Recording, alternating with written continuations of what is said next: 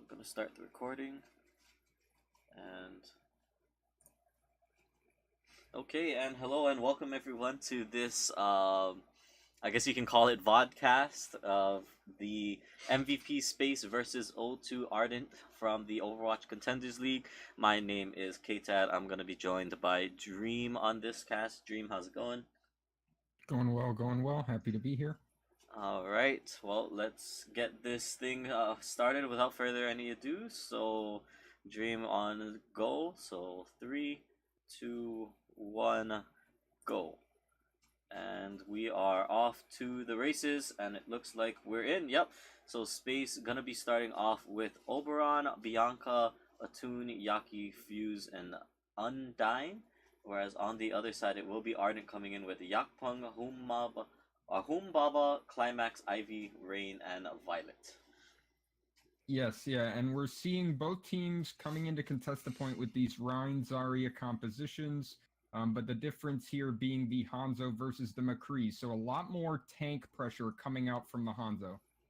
Yeah, definitely. Right off the bat, we are going to see a quick little pick onto the Pharah there, so they will be sending it out, and it looks like it's going to be Ardent trying to get positioning onto the point. Still, nobody has taken it just yet. A lot of contests, but good pressure from Yaki on his Pharah up in the skies.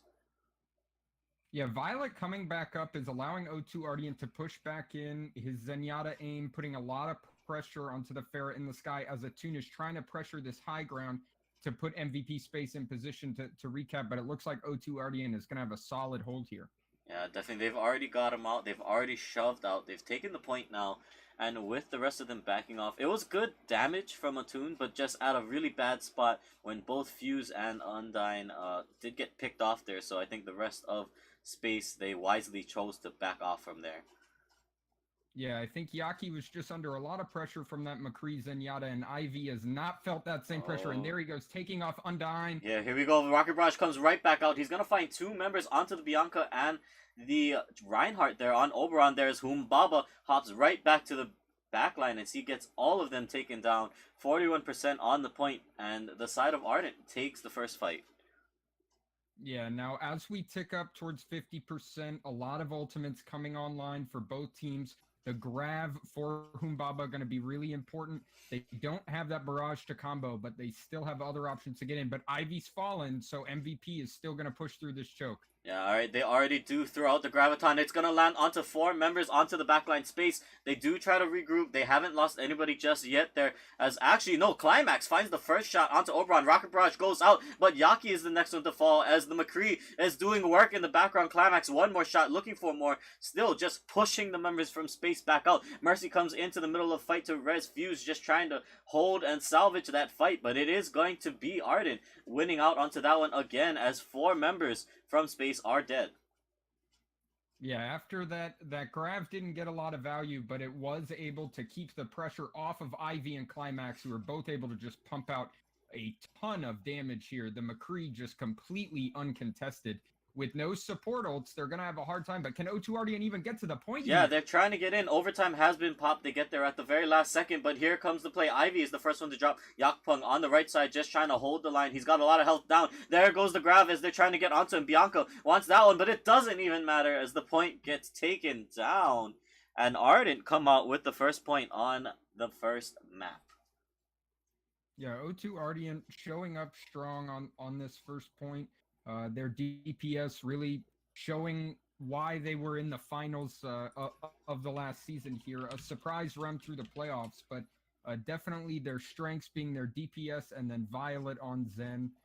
Definitely has a reputation as a fragger here. And them keeping their backline safe, running these tank comps allows them to take advantage of that.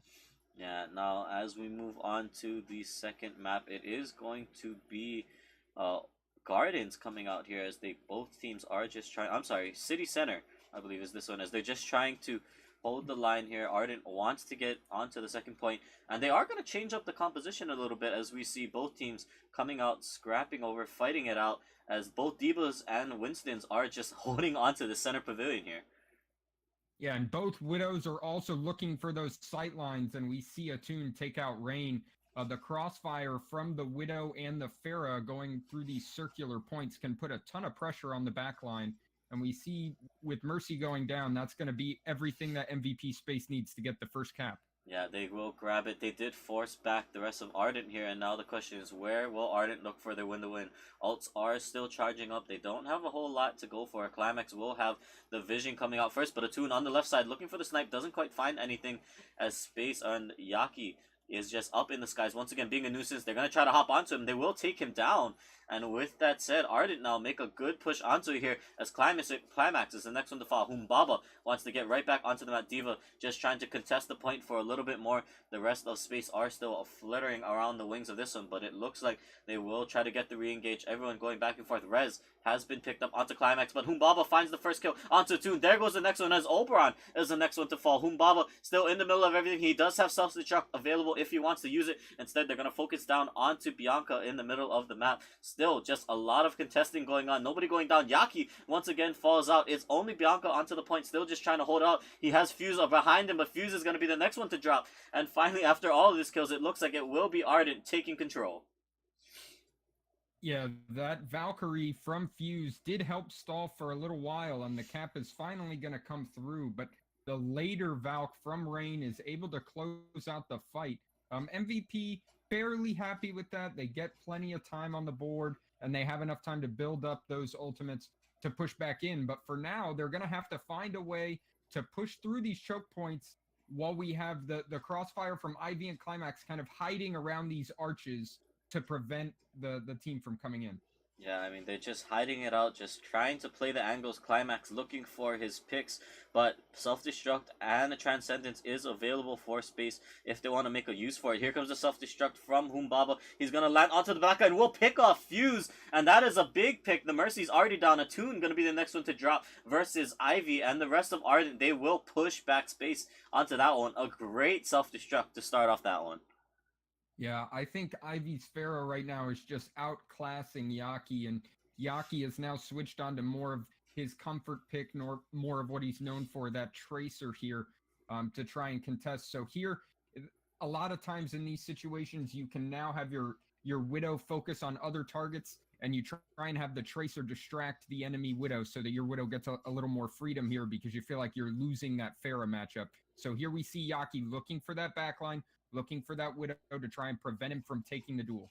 Yeah, they're going to try to prevent it, but Ardent are now pushing up through the middle of the map. They want to make sure that Space doesn't get any room to get back onto the point, but now the fight is going to start up. Ivy looking for the shots in the middle of the map. They don't have anything else quite yet. Only the Self-Destruct is available as Mercy. Fuse has already used his Valkyries. He's just trying to get a line into the backside, but instead they will take down Yaki on the Tracer. He's already gone drop. A Toon will drop to Climax in the sniper fight. Udine also gets pushed off the map as they're going to come out. Rocket Barrage goes out. They will force back the rest of the members from Space. They need to get onto the point. They do have Self-Destruct there from Bianca. He's going to just try to buy as much time as he can for the rest of his team, but Ivy has found the Mercy on the right side. They're just trying to close it out. Tracer, Yaki buying as much time as he can. That overtime is still ticking out, but Yaki needs to get onto the map. He's going to get onto there, but Oberon will be the next one to drop from the right side as they are still just pushing out members. They're staggering very, very well, but it's going to be a 10-kill streak from Ivy. He immediately gets the drop down onto the rest of the team, and with that said, that is going to be map 1 over to the side of O2 Ardent.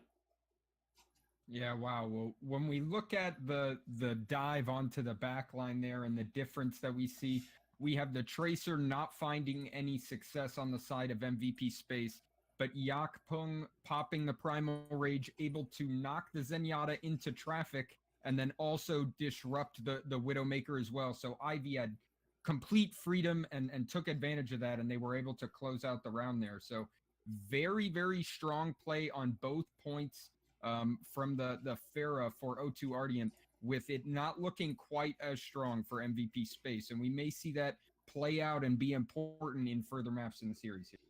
Yeah, I mean, worth noting Space. I mean, they just couldn't find their way into that one. It felt like every push they tried to make, it was always kind of like on the back foot. It was a defensive movements coming from them. And now moving into the second map, Ardent, they have to be feeling confident, knowing that they just took their control map 2-0 with very little problems. Yeah, I think the one thing that O2 Ardent still has in their minds is Toon's ability to kind of take over games on that Widowmaker. So they have to stay Stay crisp, stay ready, checking on that Widowmaker, talking about what angle she's looking at and how they can either disrupt her or put their Widow in the superior position here, because uh, definitely top tier Widow talent from both teams, but Attune showed some very, very high peaks earlier this week. So depending on the map, we'll see if that Widow comes into play or not. Yeah, I mean, just looking at it from that, just so many critical picks onto Flex, I believe was the Mercy, if I'm saying that right. Just getting him time and time again, and just really creating that advantage for them on the side of a tune to give them the chance to get in there, to start off the fight right, or to just force space to back off a little bit or play a little bit smarter or defensive if they needed to as they move forward onto this one. Now, we will be getting into, I believe, the second map in just a second here.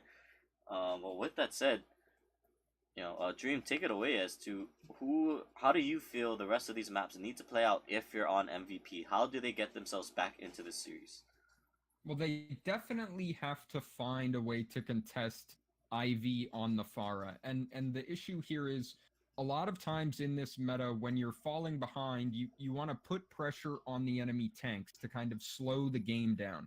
And the way you do that is by having a Brigitte on the ground to constantly be able to stun them and CC them. So anytime they kind of step out of position at all, you can really chunk them really low. Well, the problem is if you swap to that Brigitte, you're now very vulnerable to the Pharah. And right now they have not shown the ability to put pressure on Ivy's Pharah. And my worry is that they're not going to have an answer to this Pharah pressure. So I think that if they run the double sniper, if they pick maps where they can play the double sniper, they can kind of have the best of both worlds, where they have the Widow, the hit scan that's able to pressure that Pharah in the sky, and Hanzo with his projectile speed buff and that storm arrow can certainly contest the Pharah Mercy, but it also allows you to have that really high DPS, that damage output, so you can still pressure the tanks, not quite as aggressively, but you can still keep a lot of pressure on them. So I think if they can find a way to get Attune and Yaki to look really comfortable on that Widow Hanzo duo, then we might see some more progress and a little more pressure on O2 Ardent. Yeah, definitely. I mean, MVP, they aren't quite out of this one yet. They still have a couple more chances to get back into this one. But I completely agree, as Ivy was just a complete animal on that Pharah all game, finding so many direct hits, finding so many picks. And realistically speaking, I mean, right, when a Pharah gets that good positioning, when he has a Mercy to kind of heal him up to keep him in the game, it can really just create havoc, wreck chaos among everybody on the side of MVP. And so I definitely agree. The answer needs to be there as we move on to set number 2. It is going to be Eichenwald, and so maybe with a little bit of an escort map, it should give the side of MVP a little bit more to fight over as an objective now comes into play. Right? Moving that payload. Yes, certainly we see a little less Pharah when it comes to the second and definitely the third point of Eichenwald. But that first point, we do see Pharah on both the offense and the defense, at least from a few teams here in Contenders. So still a chance for Ivy to show that Pharah, but also a chance for MVP space to show an answer to it and to bring that out. And they definitely are looking like they favor these tank-heavy comps. They like the tankier options. And the third point of Eichenwald definitely gives you that opportunity to play those more tank-heavy composition. Yeah, I mean, just having to play around those sight lines, that corner of that hallway is just such a critical area for the side of the defense, right? When you're just holding the line, as we will say, they are going to be loading up into this one, as it is going to be the side of Ardent on the defense first. And so I have to see what kind of compositions they end up pulling out, as it will be the Winston Diva as the first two main tanks here, as they just try to hold that initial first choke. Yeah, we're gonna see that Pharah Widowmaker combination that is becoming more and more common in Korea, kind of a double sniper light or a pseudo double sniper, where you still are creating that crossfire and keeping a lot of pressure on those tanks. Now, offensively, it looks like we're showing the Hanzo Pharah combo, not quite as conventional, but we still see this double projectile quite often. So the question's going to be, is the offensive Pharah going to be able to get up to this tower and use that as cover? That's where we see them often set up. So can they get that space to start pressuring the tanks and get into the point? Oh man, Ivy, yeah, just putting so much pressure down. You're talking about this Farah and the clock tower, and we saw that direct hits onto Yaki means he's already being forced back, forced to pull back, as the rest of space are just grouping up. They're trying to heal up through this one, but Ivy just raining damage from above. The dogfight needs to go the way of space here, as they're going to dive right back onto the back of the point. Oberon is going to hop there first, throws up the shield as they're still alive. Nobody has dropped just yet, but the rest of space's backline are going to get taken down. Finally, they kill the Farah and Ivy, but the rest of space is growing down like flies. Atun and Yaki already going down. Humbaba just dives towards the backline. We'll take down Udine. So it was a nice first push from space, but they end up not getting anything out of it.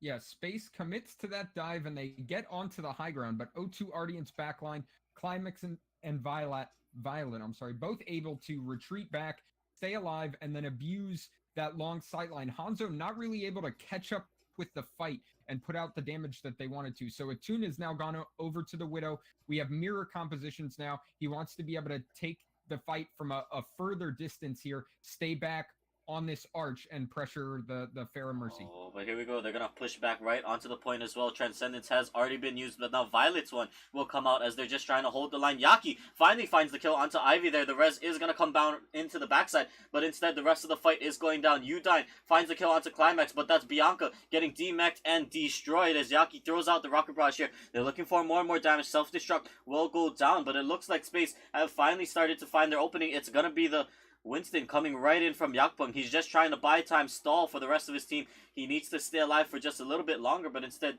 Space are gathering point. They're getting control. They've already got the first tick. They're looking for more. As the rest of Ardent, they're just trying to regroup here, but it was a good stagger on the Winston. Yeah, they were able to get a few seconds of stall from that primal, but it does end up being more of a stagger than anything else.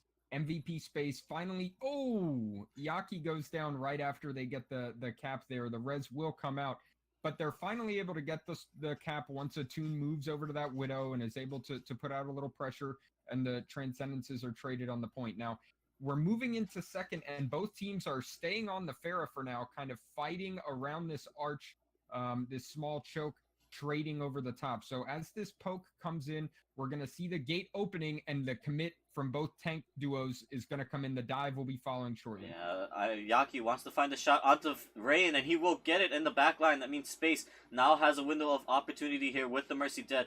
Yaki's still just trying to find some shots over the wall. Will get sniped down by Climax, and that's what we're talking about when we see the Widows going out as they take down the Farah. Yeah, both Widows putting out a ton of pressure this fight. Atun getting the later kills. It's working out for MVP space, but Climax not going down quietly. And now once we make it through that initial arch and into the second point proper, both teams moving over to the Tracer as Atun pops Climax. The defense from O2 Ardent trying to make a play here. Yeah, what a shot coming out from Atun there. He means that he's going to take this fight just pretty much by himself, as the rest of the team is there. Oberon is dropped incredibly low as Ardent has flanked around the backside. They're trying to get back into this fight, looking for picks with Climax from range. They do find a nice shot onto Atun as he gets taken down, and that means the rest of the fight will go down. Self-destructs are coming out, so is the Transcendence from Violet. The rest of Space are just trying to pull back right now. Climax still hasn't been noticed, but instead finally gets found out by Oberon as he's forced to just hop into the middle of the fight. They've already taken down Bianca, and so Ardent looks like they're going to get a nice turnaround. It's 3 kills for Ivy as he picks up all of them. Wow, Climax with a big Widow flank there. And then he causes so much chaos that Ivy's able to go in and get all this cleanup, flexing over onto Tracer and showing his chops here as well. It's not just the Farah that MVP has to be afraid of. Yeah, it's not just the Farah as they moved into this point here. The duel of the Tracers has commenced as it's again mirroring comps as the team fight. Looks like they're going to start right over onto the top of the bridge. Yaki just trying to find the kill onto the Yakpung there on the Winston as they finally take him down. They're going to force Humbaba out of mech, which means he's going to be the next one to drop. And with both of the tanks down, that should be Space pushing up onto the point. here, and they shouldn't be contested as we move into point 3. Yeah, completing the second point here, which is usually a pretty difficult completion using essentially just the Primal Rage as their only investment is a big deal here. That's going to allow some momentum to keep going MVP Space's way. They have the opportunity to change up their compositions here, but they're looking to just stay aggressive and to keep this payload moving. Yeah, and so far so good. They've already gotten it through the door.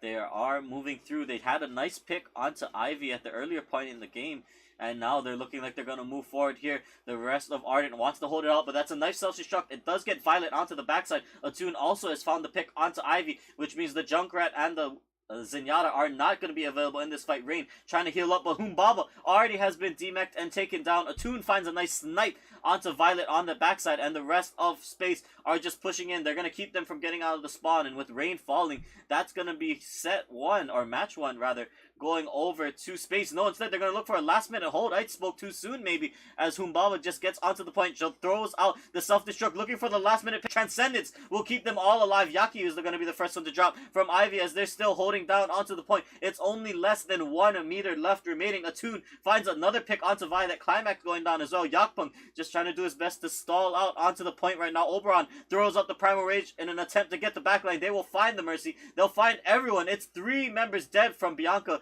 as they pop him into the little mini diva. The rest of the team still just trying to res out. They haven't found enough kills quickly enough just yet. Climax actually going to go down. Violet looking to turn it back around from the backside. Throws up the Transcendence to keep his Winston alive. And actually, this might be Ardent with a nice hold at the backside of this one. They push back Space.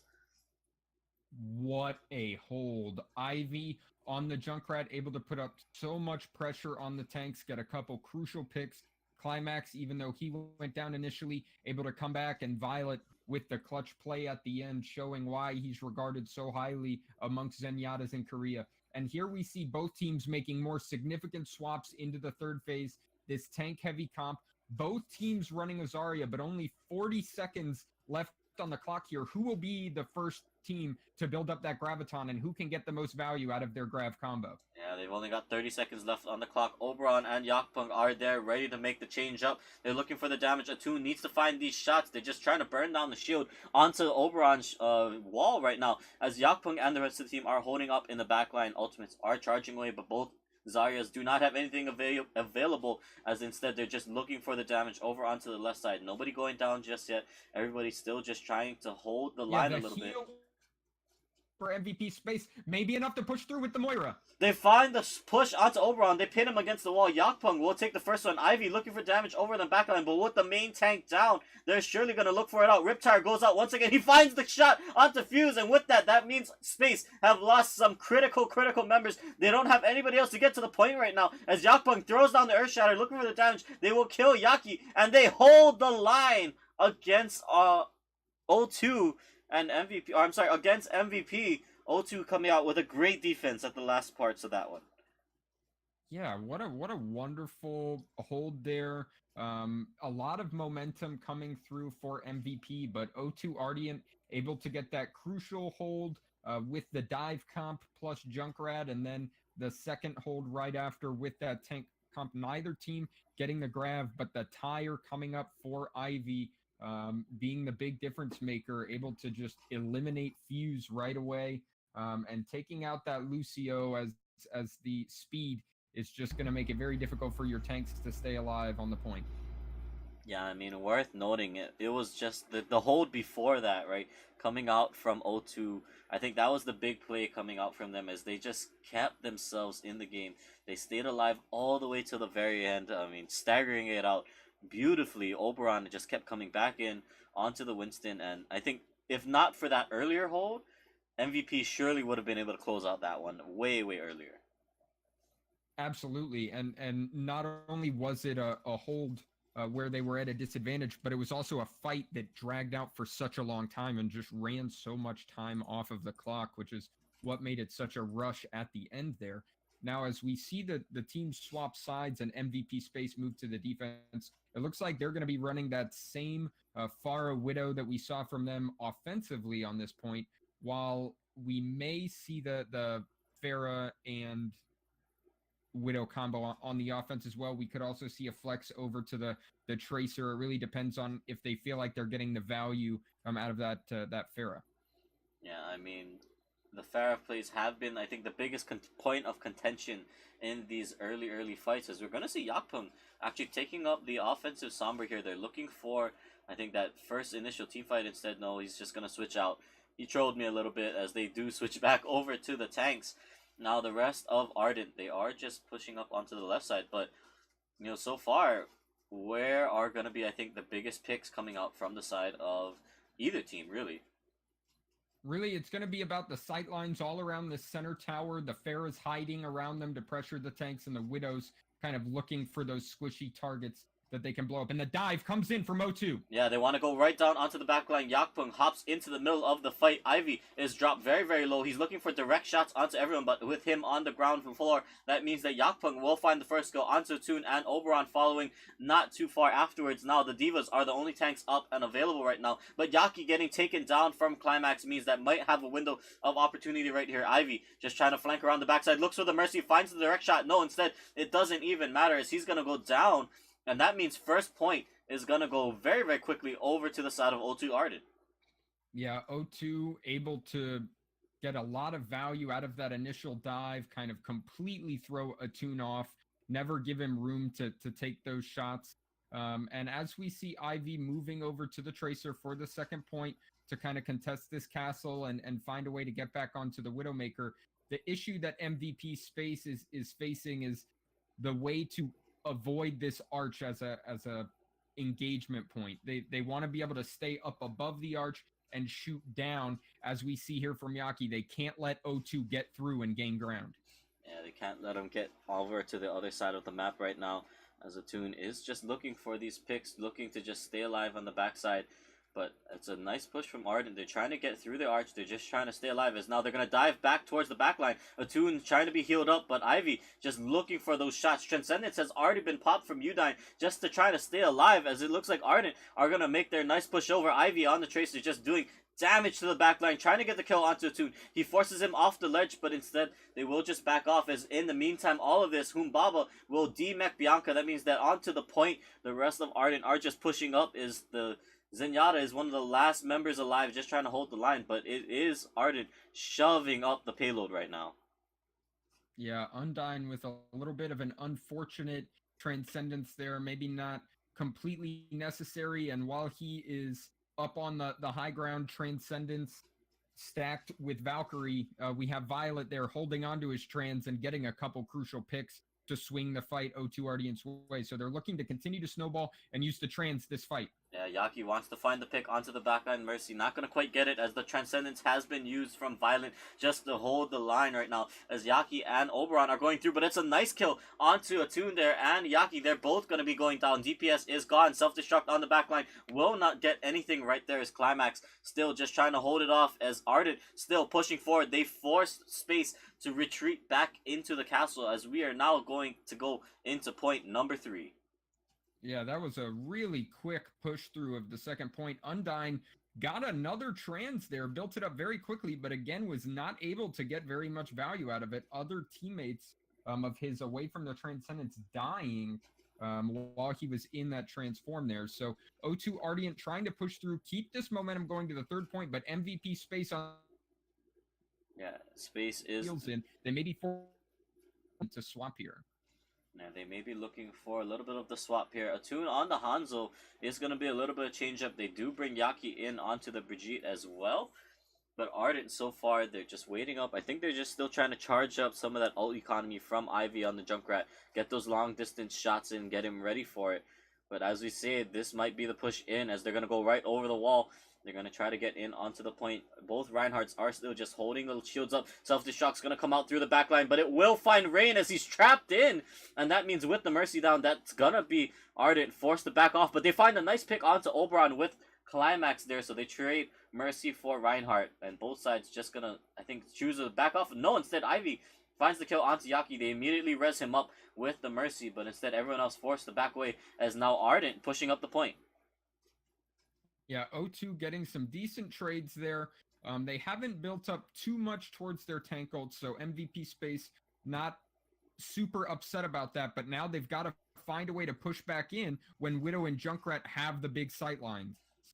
Yeah, they've got good damage coming out from their Mattoon. Looks like he's gonna get the Dragon out, and he's gonna look for the damage, and it's gonna be huge. It forces out the Transcendence from Violet in the backside as the fight has begun. Junkrat, Ivy looking for the shot. He finds the tire onto Fuse with the Mercy down. That does mean that Ardent will be able to push up through the point right now. Ivy will get dropped by a Toon at the backside of all of that as Humbaba just raining down damage in the front line. Remember, look in the eye onto the grab as it is available, but with the Climax just doing work to the backline. They're surely not going to be going out. Instead, they throw it down onto Yaki. They want to kill the Zarya right here, right now, but the rest of the team is split focus as now they're joining the fight. The rest of the members are there, but there's a good Earth Shatter coming out from Oberon as he might keep this one alive. Throws up the shield. The tanks have rezzed up, and so the back of Ardent have to back away as the Dragon's Rage does force them back up. They're still trying to fight it out. Climax, though, looking for the shots, finds one onto a Toon. They're still looking for more as the rest of the teams are still onto the point. They get one shot onto Yaki there as they're looking for more. Self-destruct comes out, and it's not going to find anyone just yet. Yes, it doesn't get anything as Ardent still trying to stagger it out, trying to get the kills, burst them all down as quickly as they can, but the rest of Space are doing a great job of stalling out, but it doesn't matter as Ardent will take that one. Wow, just able to swap over to that tank comp is O2 Ardent and slow push their way through the end of that third point, knowing they had 4 minutes on the clock, no rush. They can play this slow sort of ground and pound style and finish things out. And really, in the past, we've seen MVP favor these sort of tank heavy styles because they're confident in their tank players. But the way the current meta works is really the players that are most enabled by these tank comps is actually your backline. It removes all the pressure from the DPS and from your Zenyatta, and if they have those superior mechanics, if they're the ones landing those headshots, that's really gonna push you through to win when it comes down to these tank compositions. Yeah, I mean, credit where credit's due, though, during that one, as it pretty much was, in that last fight, just the Widowmaker sniping down people left and right. They got 3 kills back to back to back to allow Ardent to just steamroll, it felt like, through that last team fight. And although Space, they tried their best to hold, it just really wasn't enough.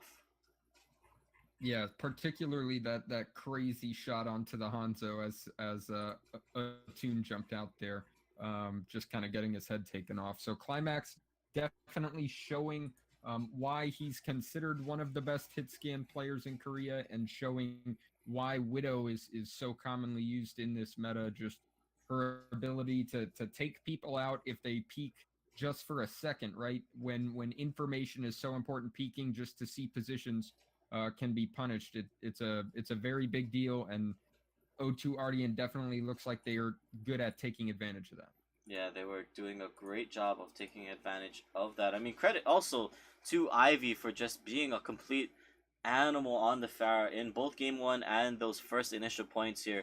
His Pharah play was by far just destructive to the backline of Space. Yeah, and when we're in these sort of crossfire compositions with the Widow and the Pharah, if both of your DPS are feeling like they're in a powerful position versus the other DPS, it just sort of multiplies, right? They multiply each other, because if the Widow feels like she's not under pressure, she gets to go off on the other Widow or the other Pharah, and vice versa. So when they both start feeling free like this, you can really see them take off and take over a game.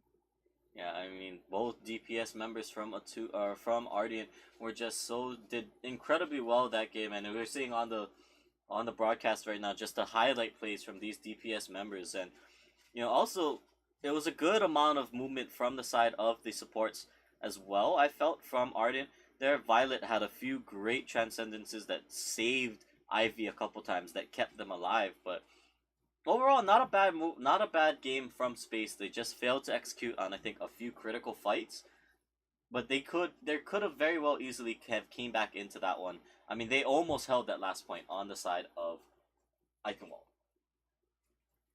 Yeah, there wasn't really much of a difference there. If you'll remember, the hold barely came through from the side of O2 Ardent. It was down to the wire there, and looked like if a few differently, they could have held at the end as well. So certainly a pretty close game despite some DPS dominance from the side of O2 Ardent.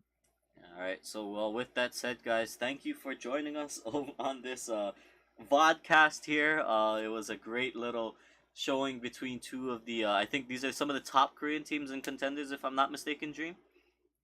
Yeah, certainly O2 Ardent second place. They were in the grand finals last season, and MVP Space looking powered up and like they're going to be making playoffs this season as well. All right. Well, with that said, thank you for joining us. My name has been Ktad. I was joined on the desk for this one with Dream. Thanks for watching, guys, and see you on the next one.